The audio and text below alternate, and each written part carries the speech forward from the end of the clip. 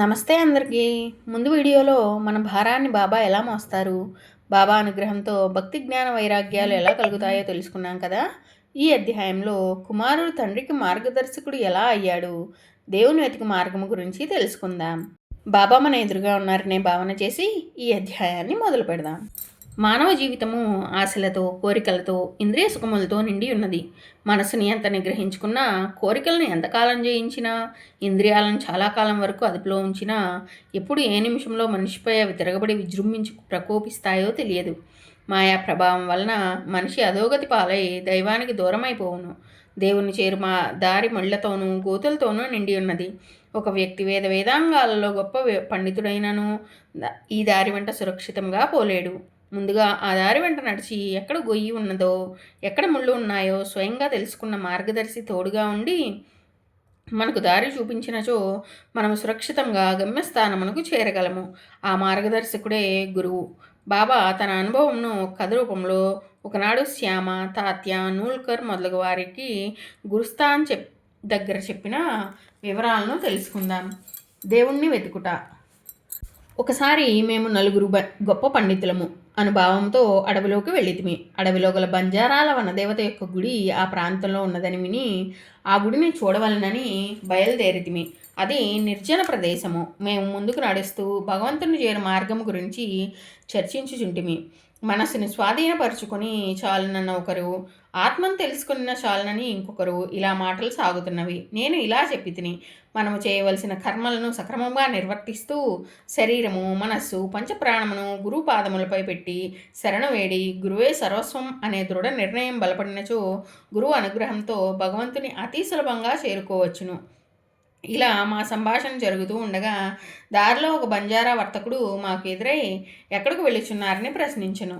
అతనితో మాట్లాడుట మా పాండిత్యమునకు భంగకరమని తలచిన మాలోని కొందరు నిర్లక్ష్య భావంతో ఏదో సమాధానం చెప్పెను. అతడు మా కొరకు కొంచెం సేపు ఆగి తాను తోడుగా వచ్చి మేము అక్కడికి చేరవలెనో దారి చూపెదనని కూడా చెప్పినాడు.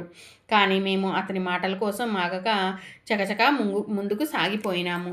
సాయంత్రం వరకు తిరిగినను వనదేవత గుడి జాడ తెలియలేదు. మా అదృష్టవశమున తిరిగి బయలుదేరిన చోటుకే వచ్చిదిమి.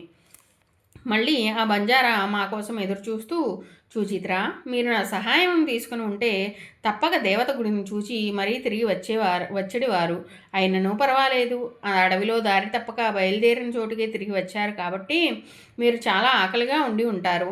ఈ ఆహారంను భుజింపుడని ఆహారంను అందించెను. మిగిలిన ముగ్గురు అతని మాటలకు అవమానంగా పొందినట్లుగా భావించి వెళ్ళిపోయిరి. నాకు చాలా ఆకలిగా ఉండుటచే బంజారా ఇచ్చిన ఆహారంను తిని నీటిని త్రాగి దప్పిక తీర్చుకొంటిని. నాకు ఆశ్చర్యము కలిగినట్లుగా ఆ బంజారా స్థానంలో మా గురుదేవులు ప్రత్యక్షమయ్యిరి. అప్పుడు నేను వారికి గౌరవపూర్వకంగా నమస్కరించి తిని, నా వెంట వచ్చేదవా అని వారు అడిగిరి. నేను వారి ఆజ్ఞకు బద్ధుడనని చెప్పి తిని. నా గురుదేవులు నన్ను ఒక బావి దగ్గరకు తీసుకుని వెళ్ళి నా 2 కాళ్లను తాడుతో కట్టి బావిపై గల చెట్టు కొమ్మకు కట్టిరి. తలక్రిందులుగా వేలాడదీసి నా శరీరం మొత్తం తలక్రిందులుగా బావిలోనికి వెళ్ళినట్లుగాను, నీటిని 2 అడుగుల దూరం వరకు నా చేతులు పోవునట్లుగాను ఉండెను. నన్ను అట్లు వ్రేలాడగట్టి వారు ఎక్కడికో వెళ్ళిరి. రాత్రి అగుటచే క్రమంగా చీకటయ్యేను.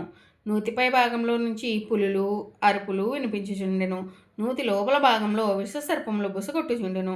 కారు చీకట్లో ఏమీ కనిపించటలేదు.